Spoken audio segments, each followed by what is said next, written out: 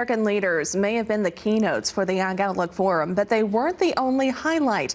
RFD-TV's Sarah Ma catches up with USDA's top economic advisor, who shared this year's market expectations. Well, trade is at the top of the agenda here at USDA's 2019 Ag Outlook Forum. We're lucky to be joined by USDA's chief economist, Rob Johansson. Rob, let's start off the top. Soybeans were so impacted by trade so far last year and looking like more this year. What is the outlook for soybean prices going into 2019? Well, it's a tough one to estimate this year. As I noted earlier today in the session, there's a lot going on. Certainly, we know that there is a demand out there for soybeans. So a lot of growing demand for soybeans. World economy taking a little bit of a slowdown this coming year, but generally speaking, people want more meat. They want more livestock and dairy products, and that's going to mean more demand for soybeans. So that's a good thing. It pushes up, generally, all else equal, that be pushing up prices. On the other hand, we've got a lot of trade action going on, right? Where we've got the dispute with the Chinese right now, and that's causing our soybeans to sell at a discount. So that's pushing soybean prices in the other direction. And we saw that earlier this year. Going into the summer, we saw prices fall by about 20% for soybeans, almost down to $8 a bushel.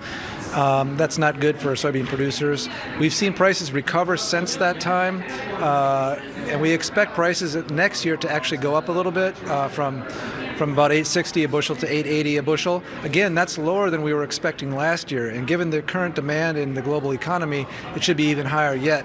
But by the fact that in our estimates, we haven't seen a deal yet with the Chinese, so we have to assume that those tariffs are going to stick around, and by doing so, that's going to put a little bit of a ceiling on how high those soybean prices can rise. Now, of course, there's going to be shifting going on with what gets planted and what gets produced next year.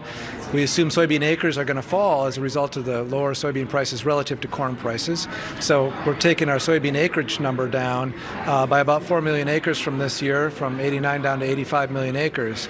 Last year at this time, I was forecasting higher numbers of soybeans going out. This year, we're down to 85 million acres. On the other hand, corn acres are up as a result. So, short answer to your question, yes, soybean prices are forecast up 20 cents a bushel, not a lot, but certainly higher than the $8 a bushel we saw earlier this year, but not as nice as we would have liked given the demand that's out there for soybeans. Let's switch gears a little bit and go back to meat.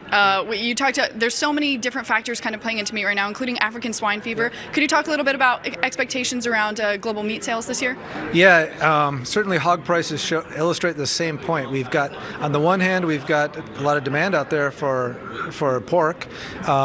We've seen African swine fever concerns, particularly in Asia. We just saw a new outbreak in Vietnam this past couple days, but certainly China's had an issue going back to the summer with outbreaks of African swine fever. Now, of course, that disease is not harmful to humans at all, but it is fatal to pigs, and China has 400 million pigs, and so if African swine fever does continue to spread in China, that's going to result in a much larger reduction in their herd size. That should push prices up for U.S. producers of pork.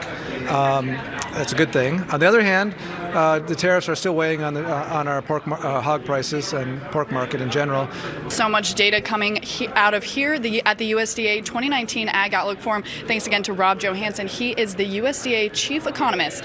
We'll have more updates for you later tomorrow on Market Day Report, but until then, back to you in the studio. As always, Sarah, thank you very much.